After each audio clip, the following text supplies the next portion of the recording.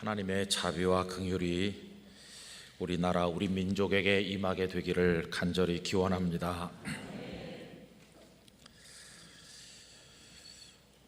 오늘은 광복절 75주년을 생각하면서 하나님 앞에 예배하는 날인데, 예배당에 오신 성도님들, 가정에서 예배하시는 모든 분들에게 하나님의 큰 은혜가 임하고 이 땅, 이 강토에 사는 모든 민족, 우리 대한민국에 하나님의 특별하신 사랑과 평강의 은혜가 임하기를 간절히 원합니다. 시대를 잘 만나는 것은 큰 복이라고 생각합니다. 그렇지만 우리가 살아갈 시대를 우리가 선택할 수는 없는 일입니다. 그저 우리가 할 수 있는 것은 어떤 시대를 만나든 어떤 상황에서 살게 되든 그것이 흥왕하는 때이든 혹은 무너지고 몰락하는 때이든 상관없이 우리에게 주어진 길을 믿음으로 한 걸음씩 묵묵히 걸어서 하나님께로 나아갈 뿐입니다. 영락의 성도들이 걸어가는 모든 길을 하나님께서 인도해 주시고 빛이 되어 보호해 주시기를 간절히 원합니다. 오늘 읽은 말씀의 배경은 이스라엘 사사시대입니다. 사사시대는 왕이 없었고 전쟁이 일어나면 사사들이 그때그때 나타나서 백성들을 위해서 봉사했습니다.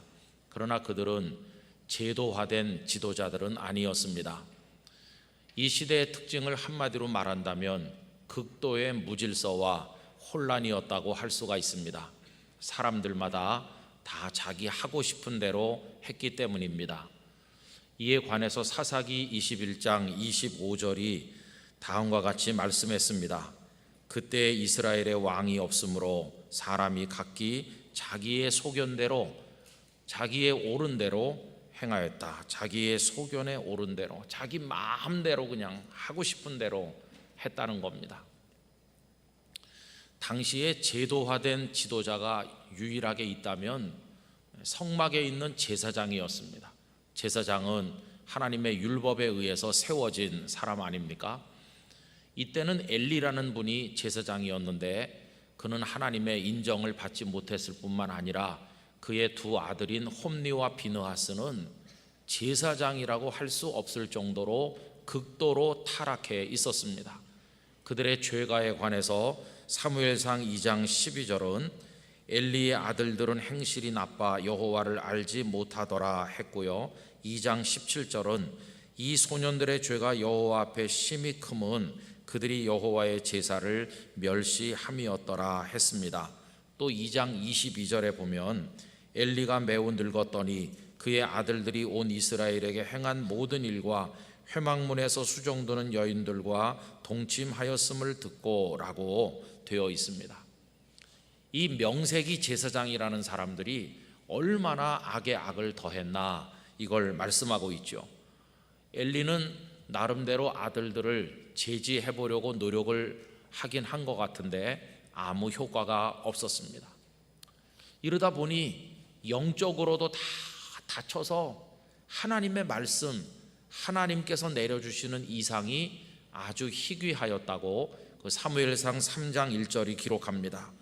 아이 사무엘이 엘리 앞에서 여호와를 섬길 때에는 여호와의 말씀이 희귀하여 이상이 흔히 보이지 않았더라. 하나님의 세계로부터 오는 메시지도 거의 끊어진 그런 답답한 어둠의 시대가 오늘 본문의 시대였다고 하겠습니다.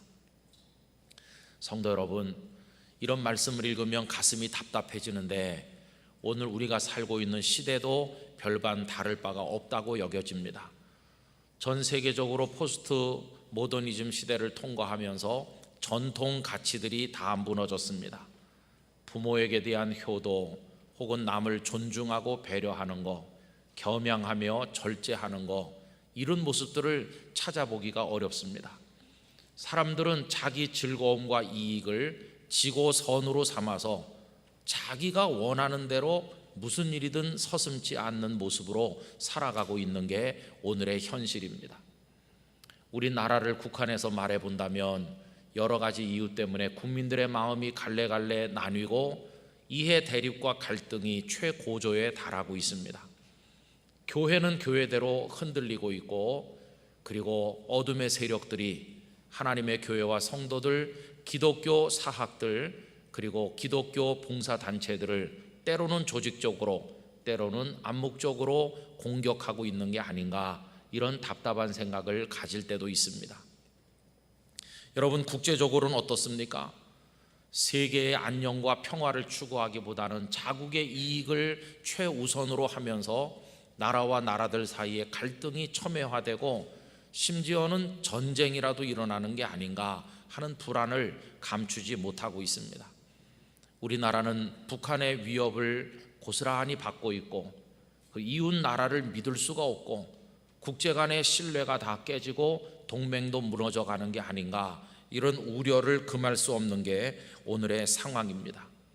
여기다 전 세계적으로 코로나19 팬데믹 현상이 일어나면서 또 단기적으로는 홍수까지 우리에게 다가와서 언제 끝날지 모르는 고통이 우리를 엄습하고 있습니다.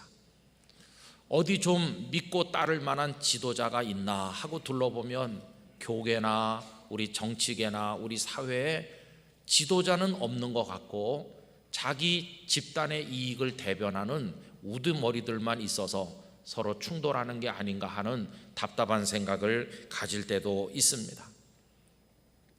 그래서 어떤 날은 새벽 기도에 나와서 하나님 이렇게 하고 있으면 가슴이 답답해요. 기도가 잘 안 되는 날도 있어요.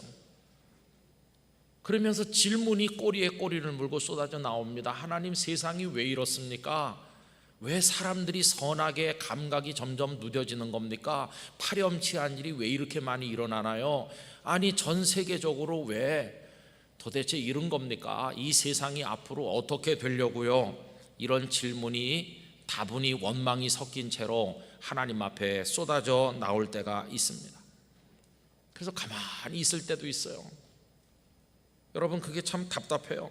어떤 때는 저분이라면 우리 한국교회, 저분이라면 대한민국 사회, 저 사람이라면 좀 세계 질서에 좀 도움이 되지 않을까 하고 기대를 걸어본 적도 많이 있었는데, 결론은 사람 믿을 거 없다, 그런 결론에 늘 도달하곤 했었습니다. 그래서 마음이 답답하죠. 광복 75주년이 됐지만 온전한 광복을 이루지 못하고 국토가 두동강 난 채로 오늘의 현실을 맞이하고 있으니까 얼마나 더 마음이 불편한지 모르겠어요.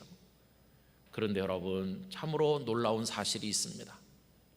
지나간 코로나가 시작되고 답답한 현실이 진행되는 이 몇 개월 동안 그런 답답한 저의 마음에 의외로 하나님께서는 많은 희망을 말씀하시고 위로를 말씀해주고 계시다는 것이에요.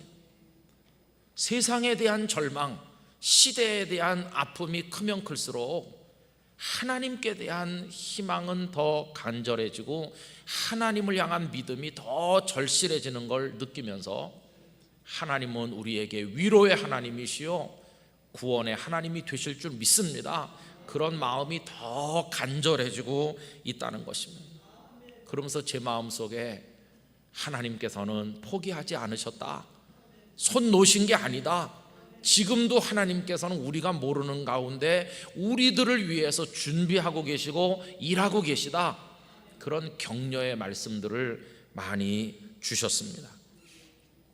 여러분, 오늘 함께 나누려는 본문도 그런 말씀들 가운데 하나입니다. 혼돈의 시대, 무질서의 시대잖아요. 그러나 끝난 게 아니었어요. 캄캄한 세상이잖아요. 그리고 하나님의 말씀이 희귀하다고 그랬죠. 근데 여러분, 희귀하다는 것은 전혀 없다는 뜻은 아니에요. 희귀할 뿐이지 어딘가에서는 하나님의 은총의 빛이 캄캄한 밤하늘을 뚫고 가느다란 빛이 비춰지고 있다는 뜻이에요. 그 빛이 비추어지는 그 자리에 누가 있는 것일까? 여러분, 제 마음속에 하나님께서 캄캄한 세상이라고 원망하지 말고 그 캄캄한 세상에서도 여기저기 가는 한 줄기 은총의 빛이 비추고 있는데, 중요한 건 그 빛이 머무르는 그 자리에 네가 서 있는 게 중요한 거다, 그거를 알려주시는 거예요. 여러분, 세상이 어지럽고 시대가 캄캄하고 전 세계가 광풍노도에 쓸려가는 것처럼 보이지만 그 밤하늘을 뚫고 하나님께서 말씀 은총으로 빛을 쭉 비추시는 곳에 영락의 성도들이 서 계시기를 바랍니다. 그게 너무너무 중요한 것이에요. 그럼 도대체 그 캄캄한 혼란의 시대, 하나님은 어떤 이에게 그 가느다란 은총의 빛 한 가닥을 비추셨나? 이걸 이제 말씀을 통해서 보는 겁니다. 그런데 우선 놀라게 돼요. 왜요? 그 은총의 빛을 받은 이가 대단한 사람이거나 특별한 계층에 있거나 만인이 우러러보는 그런 사람이 아니었다는 사실에 놀라게 돼요. 너무나 연약하고 평범한 사람이라는 사실에 놀라는 겁니다. 여러분, 사무엘상 말씀은 그 주인공이 누구인가를 밝히는 것으로부터 시작하고 있습니다. 사무엘상 1장 1절부터 2절 상반절까지입니다. 에브라임 산지 라마다임 소빔에 에브라임 사람 엘가나라 하는 사람이 있었으니 그는 여로함의 아들이요 엘리후의 손자요 도후의 증손이요 숲의 현손이더라. 이렇게 엘가나라는 사람을 이렇게 띄워놓은 다음에 그에게 두 아내가 있었으니 한 사람의 이름은 한나요 하면서 어둠의 시대 한 줄기 하나님의 빛을 받는 주인공이 드디어 모습을 드러내는데, 다른 사람이 아닌 엘가나의 아내 한나였다는 것입니다. 여러분, 너무나 평범한 여성이잖아요. 너무나도 연약한 여성이잖아요. 그 여성 한나에게 하나님의 은총의 빛이 비추었다는 이 사실을 보는 순간, 나도 이 시대에 하나님의 은총을 받는 주인공이 될 수가 있겠구나 하는 희망이 생기는 것이에요. 더군다나 그 다음 이야기는 희망을 더 높여주는데 2절 후반부에 보니까 한나에게는 자식이 없었더라라고 시작하고 있어요. 여러분, 하나님께서는 있는 사람, 갖춘 사람, 뛰어난 사람, 훌륭한 사람에게 당신의 빛을 비추시고 사용하신 게 아니라 없는 사람, 연약한 사람, 핸디캡이 많은 사람을 발탁하실 때가 많았다는 것을 알려줍니다. 희망이 더 커진다는 것은 우리가 없고 연약하고 드러내 보일 게 없고 부족한 게 많으니까. 그런데 그런 이에게도 하나님의 빛이 비추어지는 것이라면 오늘 이 시대 우리도 하나님의 은총의 빛을 받을 가능성이 많아지는 게 아닙니까? 여러분, 고린도전서 1장 27절 28절 다 좋아하시는 말씀이죠. 하나님은 어떤 사람을 사용하시는가 하는 겁니다. 그러나 하나님께서 세상에 미련한 것들을 택하사 지혜 있는 자들을 부끄럽게 하려 하시고 세상에 약한 것들을 택하사 강한 것들을 부끄럽게 하려 하시며 하나님께서 세상에 천한 것들과 멸시받는 것들과 없는 것들을 택하사 있는 것들을 폐하려 하시나니 라고 하셨어요. 연약한 사람, 없는 사람, 보잘것없는 사람을 오히려 들어 올려 그에게 빛을 비추어 쓰시는 하나님이시라는 것입니다. 여러분, 온 세계가 캄캄한데 하나님의 한 줄기 빛이 오늘 여기 대한민국에 살고 있는 영락교회 성도로 사는 나 아무개에게 비추어진다고 생각해 보세요. 얼마나 놀랍고 감격스러운 일입니까? 우리 영락의 성도들이 이 시대에 한나가 되시기를 축복합니다. 한나는 어떤 사람이었을까 생각을 해보면 몇 가지 말할 수 있는 게 있어요. 우선 첫째로, 시대가 어둡지만 그녀와 그녀의 가족들은 하나님께 나가 예배하는 일을 중단하지 않았다는 것을 깨닫게 됩니다. 여러분, 1장에 쭉 나오는 얘기가 뭡니까? 그 남편 엘가나와 온 가족이 실로의 성막에 가서 하나님 앞에 제사한다는, 오늘 우리식으로 말하면 예배한다는 걸 보여주잖아요. 여러분, 시대가 악하든 선하든, 시대가 평온하든 그렇지 못하든, 어떤 상황이 우리 앞에 오든 절대로 포기해서 안 될 일이 무엇이냐 하면 예배하는 일입니다. 하나님 앞에 나가는 일입니다.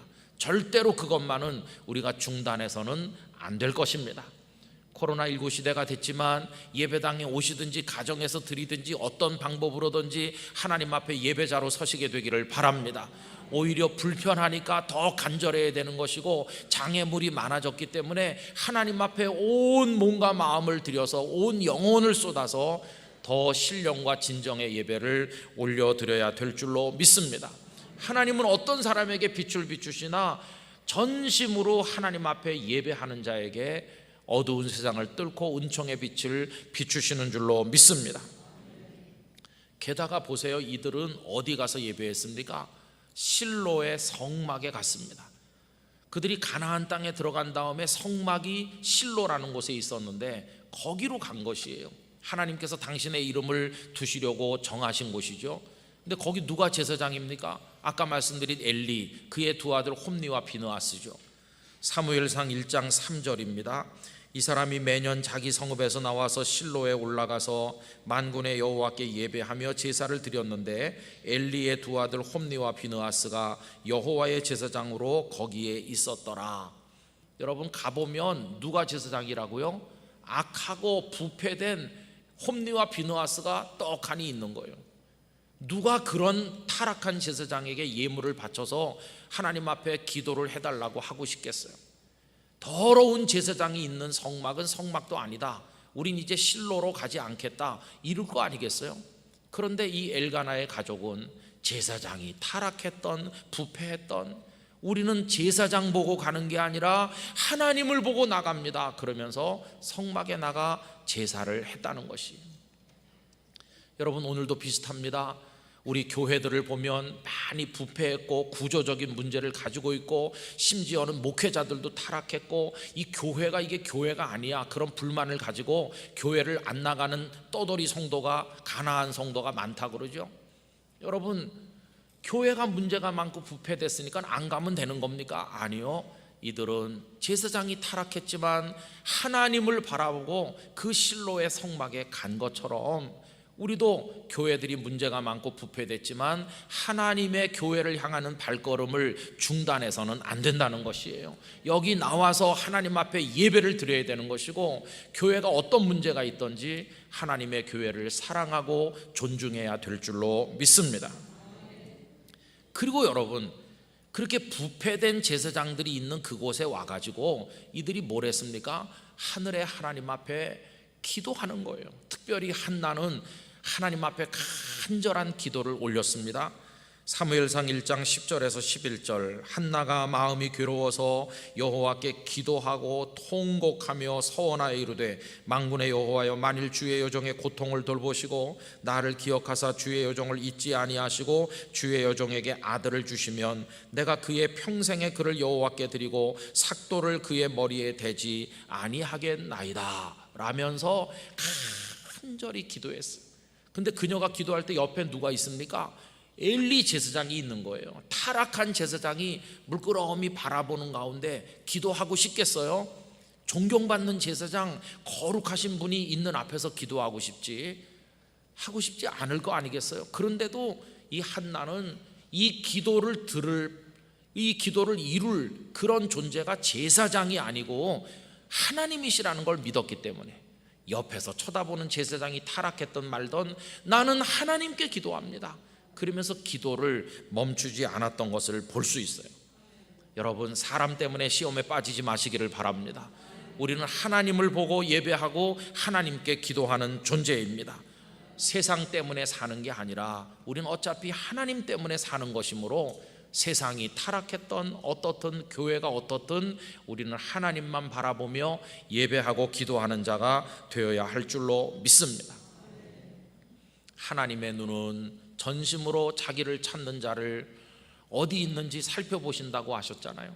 하나님의 눈이 살펴보니 저기 라마 다임 소빔에 엘가나라는 사람과 살고 있는 연약한 한 여자 한나, 그녀가 나를 향하여 두 손을 들었구나.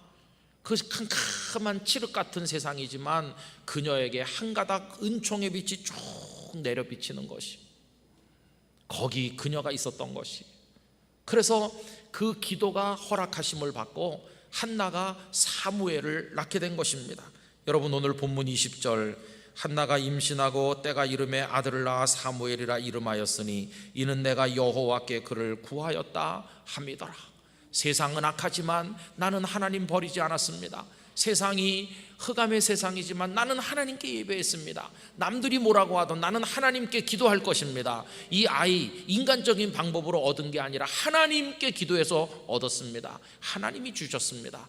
세상이 캄캄하지만 그녀는 하나님과 통하는 축복의 여성으로 살아간 것을 볼 수 있어요.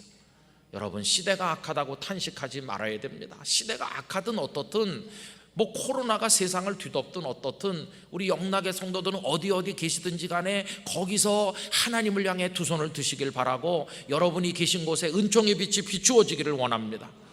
오늘 같은 혼란의 시대에도 지구촌 어딘가는 하나님의 빛이 비추고 있을 것입니다. 그래서 빛을 받는 행복한 사람이 있을 것이고, 인생이 변화되고 하나님의 능력을 경험하고 기쁨에 겨워 찬송하는 사람이 어딘가 있을 거 아니겠어요? 여러분, 그 자리에 우리가 있어야 된다는 것이 은혜의 주인공이 되어야만 하는 것이죠. 근데 여기서 끝나지 않았어요. 우리는 보통 기도하고 응답받으면 하나님 감사해요 그러고 끝내는데, 한나는 그 하나님과의 관계를 지속해 나갑니다. 약속한 대로 아들을 데리고 가서 하나님께 바치는 거죠. 여러분, 오늘 본문 26절에서 28절 보십시오. 한나가 이르되 내 주여 당신의 사심으로 맹세하나이다. 나는 여기서 내 주 당신 곁에 서서 여호와께 기도하던 여자라. 이 아이를 위하여 내가 기도하였더니 내가 구하여 기도한 바를 여호와께서 내게 허락하신지라. 그러므로 나도 그를 여호와께 드리되 그의 평생을 여호와께 드리나이다 하고 그가 거기서 여호와께 경배하니라. 사람들은 구하고 받으면 끝내는 사람이 많아요. 그러나 한나는 그 아들 데리고 가서 하나님께 드렸어요. 그랬더니 하나님께서 기뻐 받으시고 5명의 다른 자녀를 더 은혜로 허락하여 주셨습니다. 보세요. 하나님께 갔죠. 하나님께 은혜를 받았죠. 사무엘을 얻었죠. 하나님께 다시 드렸죠. 하나님 기뻐하셔서 더 큰 은혜를 주셨잖아요. 하나님과 그녀의 관계가 단발성으로 끝난 게 아니라 계속 지속된 것이, 시대는 어둠의 시대였지만 하나님은 그녀 한나와 사이에는 축복의 통로를 연결해 놓으시고 계속 은혜를 주시고 계속 기도를 받으시고 계속 복을 주신 걸 볼 수 있어요. 우리 시대가 어떻든지 간에 우리 영락교회 성도들과 하나님 사이에는 이 깊은 영적 교제의 줄이 끊어지지 않기를 원합니다. 세상이 어떠하든지 우리 성도님들은 기도하시고 은혜를 받으시고 하나님께 또 올려드리시고 또 은혜를 받으시고 이 삶을 지속해 나가게 되시기를 간절히 바라는 것입니다. 그래서 한나는 흑암의 시대에 살았지만 하나님께 붙들려 살은 행복한 여성이 된 것입니다. 그런데 반면에 실로의 성막에 에봇을 입고 버티고 서 있고 머리에는 여호와께 성결이라는 금관을 쓰고 찾아오는 사람들 앞에 떡 있는 엘리 제사장, 그는 어떤 사람이었나요? 그는 대단히 특별한 위치에 있는 이스라엘 최고의 영적 지도자였으나 그는 영적으로 저 바닥에 던져진 초라한 존재였어요. 그가 걸친 제사장의 에봇은 허울뿐이었어요. 여러분, 성막은 기도하는 집인데 그는 기도하는 집에 24시간 있었지만 기도하지 않았어요. 기도하는 여성 한나를 물끄러미 바라본 구경꾼에 불과하였어요. 그는 자기 자신이 기도하지 않았기 때문에 한나의 그 간절한 기도를 이해하지 못했어요. 한나가 입술을 달싹거리면서 기도하니까 이 엘리는 술 취한 여자인 줄로 오해했어요. 왜요? 자기가 그런 기도를 해본 적이 없으니까. 그래가지고 술 취했다고 꾸중하지 않았습니까? 너무나 답답해요. 영적 세계를 이해하지 못해요. 여러분, 하나님은 믿음이 있는 정도, 은혜를 받은 정도만 알 수 있는 분이죠. 은혜 받은 만큼만 하나님이 어떤 분이신지 아는 건데 이 엘리는 모르는 것입니다. 나중에 한나가 기도하고 돌아갈 때 내 기도대로 되라고 축복하는 말을 해줬어요. 그건 제사장으로 의례적으로 한 겁니다. 남에게는 축복을 빌어준데 자기 자신은 하나님의 진노를 받아서 자신은 목이 부러져 죽고 아들 둘은 블레셋과의 전쟁터에서 죽고 그의 가문이 다 끊어져서 제사장이 씨가 마른 것을 볼 수 있잖아요. 남은 축복하면서 자기는 저주받은 사람, 그게 엘리 제사장이죠. 3장에 가보면요, 사무엘이 크고 있을 때 어느 날 하나님께서 사무엘에게 말씀하셨잖아요. 그 다음날 아침 그가 뭐라고 합니까? 사무엘, 어젯밤에 하나님께서 너에게 뭐라고 하시더냐, 이렇게 물어보는 거예요. 여러분, 거룩한 제사장이 계시를 받아서 어린 아이에게 가르쳐 주는 게 이게 상식에 맞는 건데 하나님께서 그와는 말씀하고 싶어 하지 않으니까 어린 아이에게 오히려 물어봐야 되는 영적인 수치를 겪고 있는 것을 볼 수 있어요. 여러분, 누가 은총을 입는 자입니까? 제사장의 옷을 입고 거들먹거리는 사람입니까? 아니요, 은총을 받는 한 여인이 은총을 입은 것입니다. 누가 나라를 살릴 것인가? 대단한 지위, 대단한 신분을 가지고 세력을 모아서 영향력을 행사하는 사람이 애국하는 나라를 살리는 사람입니까? 아니요, 이 보잘것없는 한나가 이스라엘을 건지는 여인이 된 걸 알 수 있어요. 어떻게 해요? 그 아들 사무엘이 자라서 블레셋에게 무릎 꿇고 있던 이스라엘을 미스바 전쟁을 통해서 블레셋의 손에서 건져냈을 뿐만 아니라 나중에 왕을 세우고 이스라엘을 나라답게 만드는 역할을 했으니까 누가 이스라엘이란 민족을, 나라를 사랑하는 애국자가 된 겁니까? 바로 그 사무엘의 어머니 한나였다는 것을 알 수 있어요. 여러분, 사무엘상 바로 앞에 룻기가 나옵니다.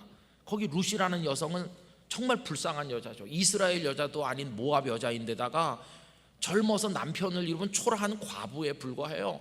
그런데 그 캄캄한 그 시대에 하나님의 은총의 빛 또 다른 한 가닥이 룻이라는 여성에게 비치니 룻기가 어떻게 끝납니까? 룻이 오벳을 낳았고 오벳은 이새를 낳았고 이새가 누굴 낳았죠? 위대한 이스라엘의 왕 다윗을 낳은 것이. 여러분, 룻이 시어머니를 버리지 않고 어머니의 하나님이 나의 하나님이 될 겁니다, 하나님 버리지 아니하고 밀밭에 가서 이삭을 주우면서 어머니를 향한 효성을 다하고 자기 자리를 지켰을 때 그 보잘것없는 한 여인에게 또 한 가닥 빛이 비추어져서 다윗이 태어나게 된 걸 볼 수 있어요. 여러분, 그 당시 혼란 속에 있는 이스라엘을 누가 건져냈습니까? 두 여인이 건져낸 것이에요. 이 두 여인이 애국자가 됐어요. 한 가닥 빛은 사무엘에게 비치도록 됐는데 한나를 통해서, 한 가닥 빛은 다윗에게 비치는데 그 증조모 룻을 통해서 비춰졌어요. 이 두 여인은 무슨 위대한 애국자가 되려고 결심한 적도 없고 구호를 외치고 함성을 외친 적도 없고 사람들을 모아서 세력을 만든 적도 없어요. 그러나 자기 자리에서 묵묵히 기도했고 예배했고 하나님을 우러렀더니 그들에게 하나님의 빛이 비추는 순간 지극히 평범하고 보통 사람보다도 못해 보이는 그들이 오히려 민족을 살리는 위대한 인물들의 조상이 되므로 이스라엘을 건지는 역할을 했던 것을 볼 수 있습니다.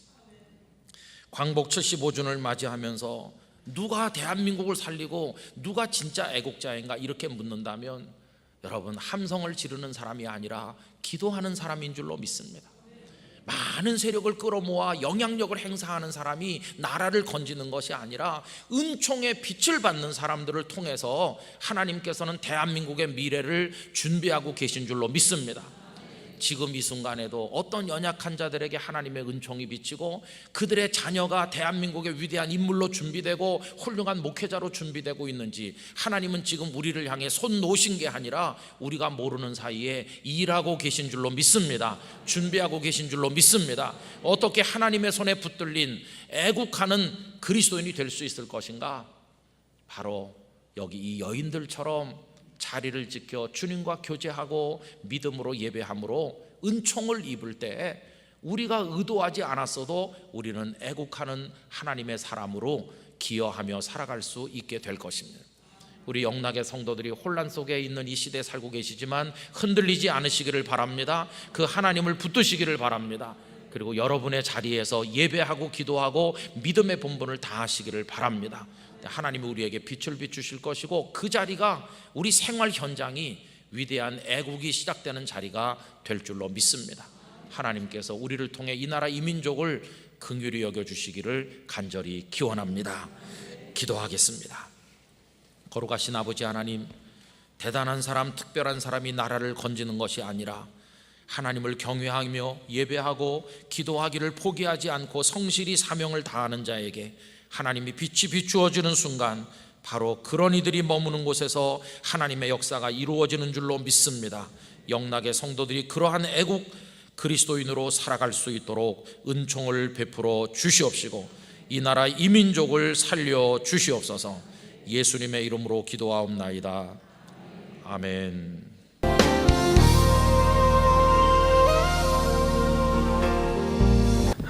귀한 찬양 감사합니다. 아무리 코로나가 와서 우리를 힘들게 해도 누가 뭐라 그래도 우리들은 구원받은 하나님의 아들과 딸입니다. 그래서 구별된 하나님의 사람들입니다.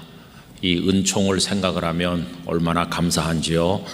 조금도 주눅들지 말고, 조금도 낙심하지 말고, 구원받은 하나님의 사랑에 감격을 가지고 어디 계시든지 우리 영락의 성도들이 아름다운 삶을 이어나가시게 되기를 바랍니다. 뵙질 못해서 참 너무나도 아쉬운데, 여러분 우리 인내하면서 하나님께서 우리를 긍휼히 여겨주실 것을 기다리며 열심히 기도함으로 나가게 되기를 원합니다.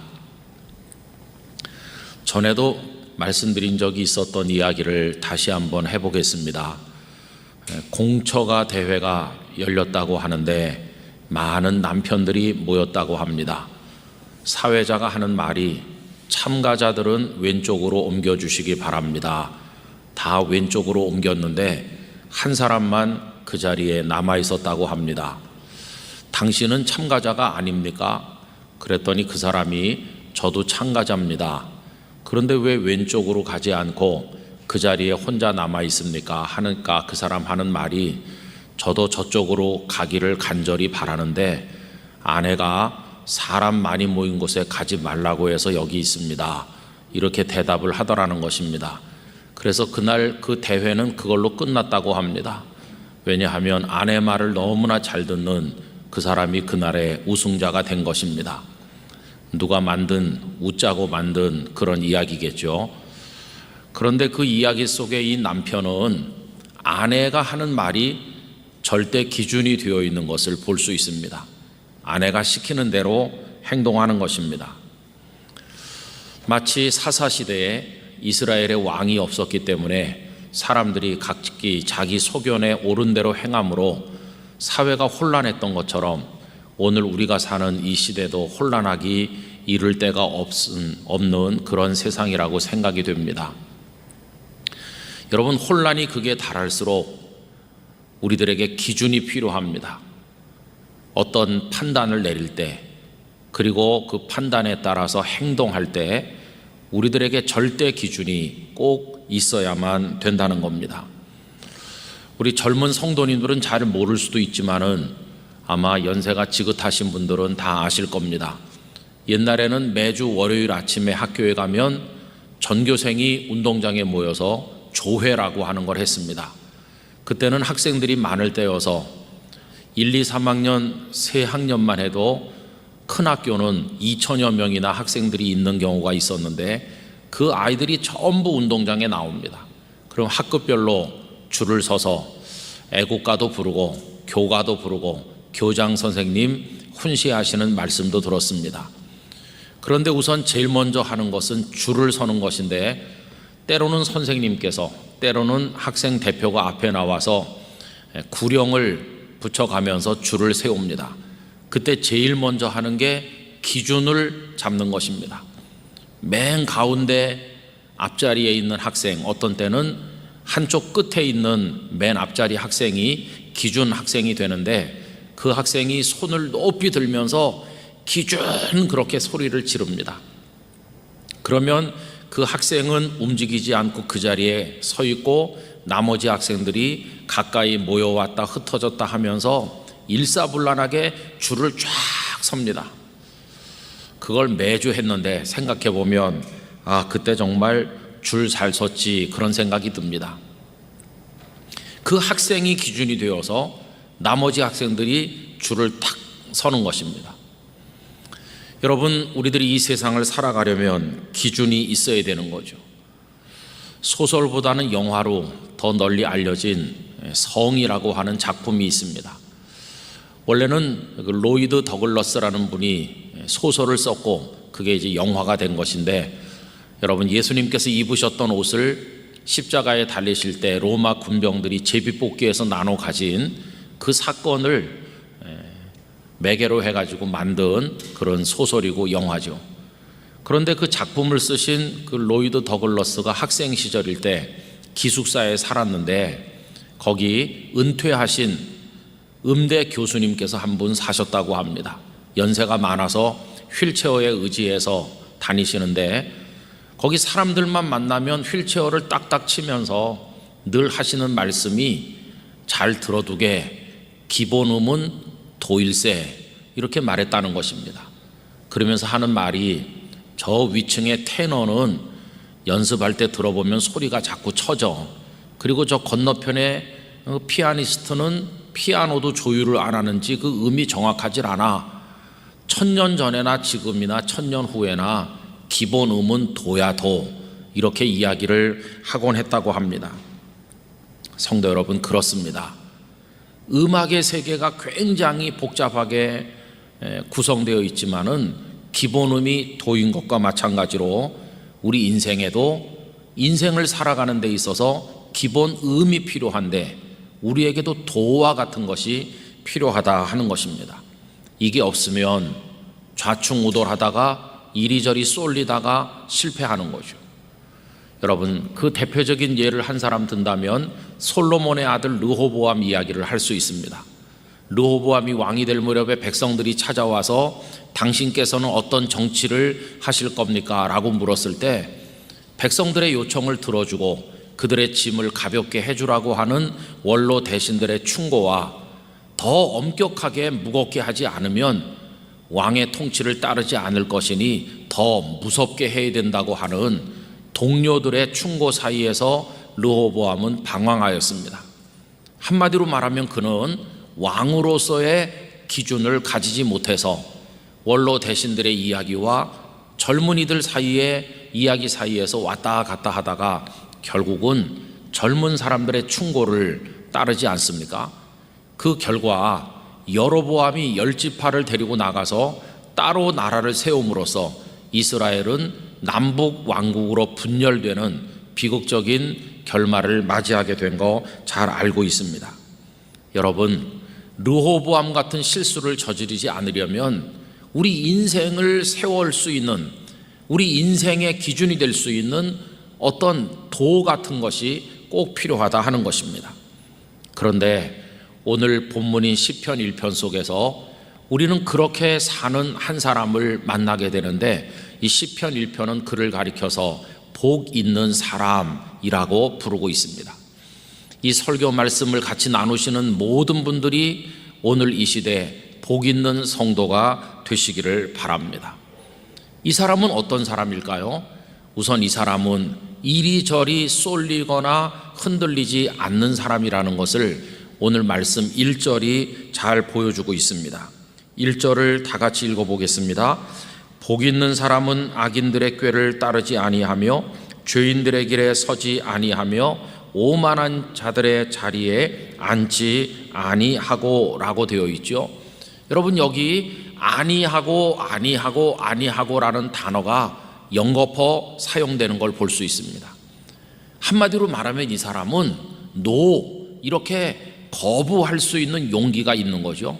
악인들의 꾀를 거부할 수 있고, 그리고 죄인들의 길에 동반자가 되지 않고 오만한 자들이 차려놓은 그 풍성한 만찬석의 유혹에 넘어가지 아니하고 아니라고 말할 수 있는 용기가 그에게 있는 것입니다. 여러분, 그가 이렇게 아니라고 말할 수 있는 용기는 어디서 그가 얻는 것일까요? 그것은 그의 가슴 깊은 곳에 기준이 분명하게 있기 때문입니다. 그의 기준은 무엇일까요? 여러분, 오늘 말씀 2절을 함께 읽어보겠습니다. 오직 여호와의 율법을 즐거워하여 그의 율법을 주야로 묵상하는도다, 이렇게 말씀하고 있습니다. 여기 오직이라는 단어나 주야로 하는 것은 타협의 여지가 없을 만큼 그의 가슴 속에 기준이 분명하다 하는 걸 보여주는 겁니다. 오직 여호와 하나님의 율법, 그 말씀만이 기준이라는 겁니다. 그리고 그것을 낮에는 낮대로, 밤에는 밤대로 깊이 묵상하면서 가슴 속에 새기면서 나의 기준은 오직 여호와 하나님의 율법 말씀뿐이다, 이렇게 그 말씀을 붙드는 모습, 그것이 복 있는 사람의 모습인 것입니다. 이 여호와 하나님의 말씀이 그의 가슴 속에 기본음 도처럼 그의 인생의 기준이 되어 있기에 악인들의 꾀, 죄인들의 길, 오만한 자들의 자리, 그것을 거부할 수 있게 된다는 것입니다. 성도 여러분, 하나님의 말씀은 오늘 우리에게도 유일무이한 기준인 줄로 믿습니다. 종교개혁은 이 말씀에서 이탈됐던 교회를 다시 그 말씀에 정초시키는 것, 그게 바로 종교개혁이었습니다. 그래서 오직 말씀으로 솔라 스크립추라 이걸 외치면서 우리들의 신앙을 그 위에 세우지 않았습니까? 그래서 하나님의 말씀은 우리의 신앙과 행동의 유일무이한 법칙이며 우리 교회와 성도들이 영원히 붙들어야 될 기준이라는 사실을 우리 마음속에 새겨야만 할 것입니다. 하나님의 말씀이 이 땅의 교회들, 특별히 영락교회 기둥과 터가 되기를 간절히 원하는 것입니다. 그런데 아쉬운 것은 우리 개인이나 교회들이 때때로 이 하나님의 말씀이라는 기본 의무로부터, 이 기준으로부터 이탈될 때가 많은 거, 그게 너무나도 아쉬운 대목입니다. 얼마 전에 국민일보의 요청으로 칼럼을 하나 써서 보냈는데요, 저의 그 우려하는 말을 그 속에 담아서 적어 보냈습니다. 코로나19 팬데믹으로 인해서 전 세계 인류가 동일한 고통을 받고 우리도 예외가 아니죠. 지난 1월 달에 중국 우한에서 코로나라고 하는 게 발생했다는 뉴스를 들을 때 우리들은 별 관심이 없었습니다. 그러다가 2월 달 들어서 중국에 창궐하면서 우한에 있는 교민들이 걱정이라고 하다가 전세기를 떼워서 그분들을 저 아산과 진천 등지에 이제 격리하고 그분들을 위해서 여러 가지 일을 하게 될 때, 그때만 해도 우한 교민들만 안전하면 아무 걱정 없다고 생각을 했습니다. 우리 영락교회도 그곳을 찾아가서 마스크며 방역 물품을 전달하기도 했고, 또 미국에서도 많이 퍼진다는 소식을 듣고 몇몇 교회와 함께 LA 지역과 뉴욕 등지에 그 마스크를 우리가 보내기도 하였습니다. 그리고 좀 후에는 어려운 교회들을 위해서 우리가 총회를 통해 헌금을 전달한 적도 있었습니다. 그런데 그 다음부터 이게 좀 이상한 방향으로 흐르더니 신천지에서 많이 퍼져나오고, 그러면서 사람들은 신천지와 교회를 구분하지 못하고 다 그냥 싸잡아서 비난을 하고, 그리고 한두 교회에서 확진자가 나왔다는 보도가 많이 되면서 우리 교회는 이상한 집단처럼 몰리게 되었습니다. 여러분, 이렇게 될 줄 우리는 잘 알지 못했죠. 벌써 이게 여러 달 진행이 되면서 지금은 마치 교회가 혐오 집단이나 되는 것처럼, 또 방역의 적폐 집단인 것처럼 비난을 받고 코너로 몰려 있는 것이 우리들의 현실 아니겠습니까? 여기다가 정치적 이해관계가 또 얽히면서 광화문 집회니 등등 하면서 얼마나 사람들이 교회를 비난하는지 여러분 아시죠? 자, 이러다 보니까 이제 교회 지도자들이 이대로 있으면 안 되겠다 하는 생각을 하게 되었습니다. 두 가지 노력을 기울였는데, 하나는 방해하고 우리를 비난하는 이들을 대해서 우리가 강력하게 대응을 했습니다. 우리는 예배를 전쟁 중에도 지켰고 순교해 가면서도 예배를 지켰는데, 예배당 예배를 드리지 못하는 고통만 해도 너무 큰데 이런 비난까지 받으니까 견딜 수 없다 하면서 정부 당국자를 만나고, 얼마 전에는 몇 분의 목사님이 청와대에 가서 대통령까지 만나서 강력하게 이제 성토도 하고 교회 입장을 전달했다고 들었습니다.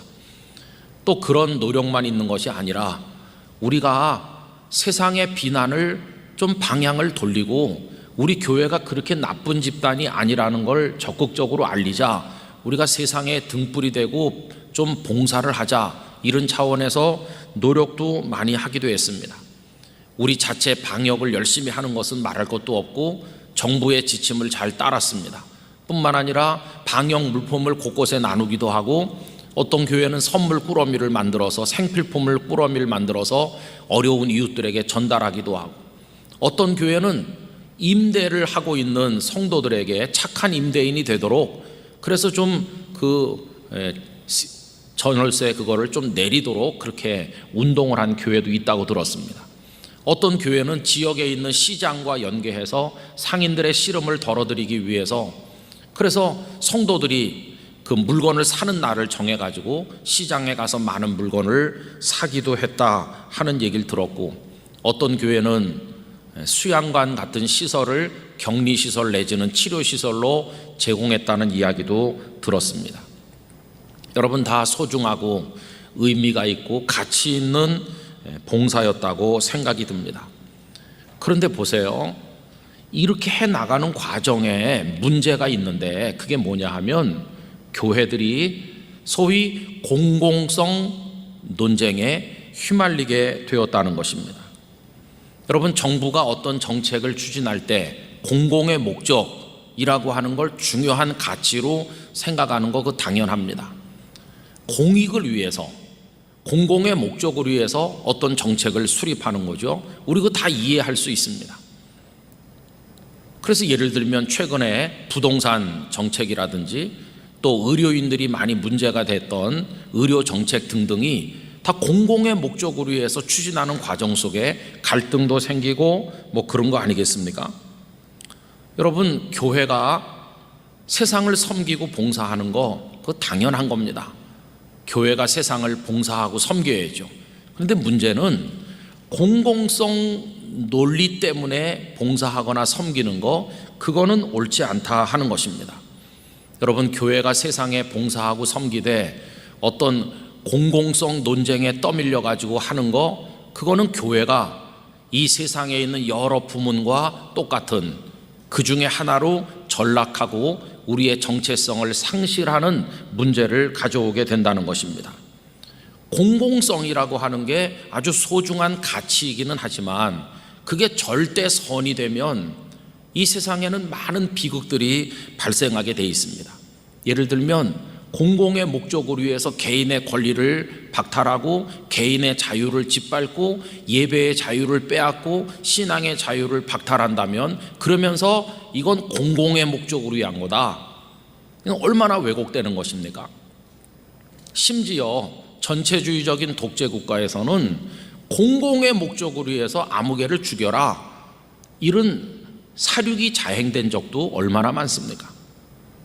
여러분, 공공의 목적이라고 하는 게 악용되면 여론 재판으로 흐르는 거고, 우리는 근대사 속에서 정말 피비린내 나는 아픈 역사를 가지고 있어요. 북한 공산 집단이 전쟁을 일으키고 이 땅에 내려왔을 때 사람들 모아놓고 인민 재판을 해서 얼마나 많은 사람들을 죽였습니까? 그게 다 공공의 목적으로 죽이는 겁니다. 그 공공성은 선한 가치임에도 불구하고 그게 극단화되든지 그게 악용되면 그 속에 얼마나 악한 비극적인 요소가 나타나는가, 이걸 우리가 결코 가볍게 생각해서는 안 된다는 것입니다. 그럼 여러분, 교회가 세상에 봉사하고 어려운 사람들을 돕고 이렇게 수고하는 거 당연한데 우리는 왜 하는 것입니까? 공공성 논리 때문에 하는 것인가요? 아닙니다. 우리가 그 일을 하는 것은 우리는 하나님의 말씀 때문에 하는 겁니다. 하나님의 말씀 속에서 하나님께서 그렇게 하라고 하시니까 하는 거지, 우린 공공성 확장을 위해서 하는 게 아니라 그 말입니다. 여러분, 교회가 똑같은 일을 하더라도 어떤 공공성 때문에 하는 것이 아니라 우리는 하나님의 말씀이 그러하기 때문에 해야만 된다는 것입니다. 교회가 왜 교회인가? 하나님의 말씀에 기초하고 그걸 기준으로 삼고 그걸 따르기 때문에 교회인 것입니다. 그래서 똑같은 일을 하더라도 우리의 대답은 하나님의 말씀이 그러하기 때문에 우리는 한다, 이렇게 이야기해야 교회의 정체성을 지켜나가게 된다는 것입니다. 여러분, 우리는 이데올로기를 위해서 봉사하는 단체가 아니라 하나님의 말씀을 믿고 하나님의 말씀에 순종하고 하나님의 말씀대로 살아가는 말씀의 수종도는 교회여야 한다는 것입니다. 오직 말씀만이 하나님의 교회의 기준이요, 그 말씀이 우리의 기본 의미라고 하는 사실을 우리 성도님들께서 기억하시기를 부탁을 드립니다. 아프리카의 성자라고 하는 슈바이처 박사께서 물과 원시림 사이 그 람바레네에 들어가셔서 평생을 바쳤습니다. 수고를 많이 하셨죠. 사람들이 물어봅니다. 왜 슈바이처 박사는 아프리카로 들어갔는가? 많은 사람들이 말하기를 박애주의자이기 때문에 갔다. 박애주의라는 이데올로기 때문에, 이념 때문에 갔다, 이렇게 설명하죠. 그러나 그렇지 않습니다. 그분은 목사요, 한 사람의 그리스도인으로 성경을 읽고 하나님의 말씀에 도전을 받고 나름대로의 말씀에 대한 신앙 고백적 응답을 위해서 그곳으로 간 것이고, 그래서 말씀에 수종드는 인생을 산 것인데, 그 결과로 열매가, 박애주의라는 열매가 열린 것이지 박애주의 때문에 간 게 아닙니다. 무엇이 먼저고 무엇이 나중인지, 무엇이 그 목적이고 무엇이 그 수단인지, 이걸 혼돈하면 안 되는 것이죠. 말씀 때문에 가서 말씀에 순종했는데 그로 인해서 박애주의라는 열매가 맺혀지게 된 것입니다. 여러분, 사도행전 2장에 나오는 말씀도 똑같습니다. 어떤 사람은 사도행전 2장에 예루살렘 교회가 집에 모여 떡을 떼고 함께 기도하고 서로 물건을 통용하고 이렇게 살아간 모습을 그게 공산주의라고 이야기하죠. 아닙니다, 여러분. 주님의 말씀이 그렇게 하도록 가르쳤기 때문에 그분들이 모여서 서로 교제하고 사랑하고 서로 나누고 이렇게 한 것이고, 그렇게 하다 보니까 사랑을 나누는 열매가 맺혀진 것이지, 어떤 공산주의라는 이념주의자들이 거기 있었기 때문에 그렇게 한 게 아니라는 것입니다. 우리 성도들은 절대로 어떤 특정 이념에 봉사하는 자가 아닙니다. 우린 이데올로기 주의자가 아닙니다. 우리 성도들은 언제나 하나님 말씀 주의자일 뿐이라는 사실을 잊어서는 안 될 것입니다. 변화무쌍하게 변하는 그 음악의 세계 속에서 기본 음이 도라고 한다면, 많은 이야기들과 많은 삶의 방식들이 혼재되어 있는 오늘의 세상이지만, 우리 성도들은 하나님의 말씀을 기준으로 삼고, 말씀이 그러하기에 하나님을 믿고, 말씀이 그러하기에 하나님의 뜻에 순종하며 행동하며 살아가는 우리 모두가 되어야만 할 것입니다. 눈앞의 이익이나 어떤 권력이나 유불리나 세력의 크고 작은 혹은 사회적 분위기나 여론이나 그런 데 따라서 바람에 흔들리는 갈대처럼 처신해서는 절대로 안 되는 것입니다. 우리는 언제나 말씀을 붙들고 서야 됩니다. 오늘 이 시편 1편은 이 하나님의 말씀을 기준으로 삼고 사는 사람의 모습과 그렇지 않은 사람을 비교해서 말씀하고 있죠. 여러분, 말씀을 붙들고 거기 뿌리 내린 사람은 대지에 뿌리 내리고, 일단 뿌리 내리면 거기서 움직이지 않는 나무와 같다고 말씀하는 반면에, 그게 없는 사람은 바람 부는 데 따라서 이리 날렸다 저리 날렸다 하는 겨와 같다고 말씀을 하고 있습니다. 오늘 말씀 3절과 4절 우리 함께 읽어보도록 하겠습니다. 그는 시냇가에 심은 나무가 철을 따라 열매를 맺으며 그 잎사귀가 마르지 아니함 같으니 그가 하는 모든 일이 다 형통하리로다. 악인들은 그렇지 아니하며 오직 바람에 나는 겨와 같도다. 여러분, 우리들은 하나님과 하나님의 말씀에 뿌리 내린 성도입니다. 우리는 거기서 움직이면 안 됩니다. 우린 나무 같은 존재가 되어 거기서 시절을 쫓아 열매를 맺는데, 그 열매가 사랑과 선행과 착함과 여러 아름다운 열매가 되는 것이고, 우리를 움직이는 기준은 언제나 하나님의 말씀이라는 것입니다. 그러나 그렇지 않으면 여론이 이쪽으로 불면 저쪽으로 가고, 여론이 반대 방향으로 불면 이쪽으로 날아가는 바람에 나는 겨와 같은 초라한 존재가 되어 나중엔 다 뿔뿔이 흩어져 어디로 갔는지 알 수도 없는 그런 존재가 되고 말 것입니다. 여러분, 하나님의 교회는 언제나 하나님과 하나님의 말씀에 뿌리 내려서 그 자리를 고수해야 된다는 사실을 잊어서는 안 될 것입니다. 어려운 일을 도우십니까? 사회 분위기에 떠밀려 돕지 마시고 하나님의 말씀 때문에 도우시기를 바랍니다. 인내하고 참으십니까? 세상이 그러하니까 인내한다고 말하지 마시고 하나님 말씀이 인내하라고 하기 때문에 인내하시기를 바랍니다. 우리의 모든 행동의 기준은 오직 하나님의 말씀이어야 됩니다. 저는 소원하기를 예수님 이 땅에 재림하시는 그날까지 영락교회 성도들과 우리 영락교회는 이 말씀의 기둥과 터가 되어서 절대로 움직이지 않고 하나님의 말씀을 지켜나가는 거룩한 사명을 완수하게 되기를 간절히 바랍니다.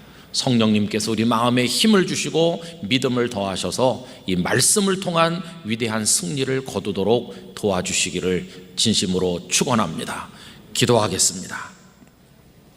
거룩하신 하나님 아버지, 하나님의 말씀이 우리의 기준이 되고 기본 의미 되어서 저희들의 생각이나 결정이나 행동이나 모든 것이 오직 말씀에만 입각하여 대지에 뿌리를 내린 나무처럼 흔들림이 없이 시절을 쫓아 열매를 맺는 인생, 우리 개인도 교회도 맺게 하고 거두어 갈 수 있도록 축복하여 주시옵소서. 절대로 이리저리 바람에 날려 요동하는 겨와 같은 인생이 되지 아니하도록 하나님 저희들을 굳건하게 세워 주시옵소서. 한국교회가 말씀의 토대 위에 세워지게 하여 주시옵소서. 예수님의 이름으로 기도하옵나이다. 아멘.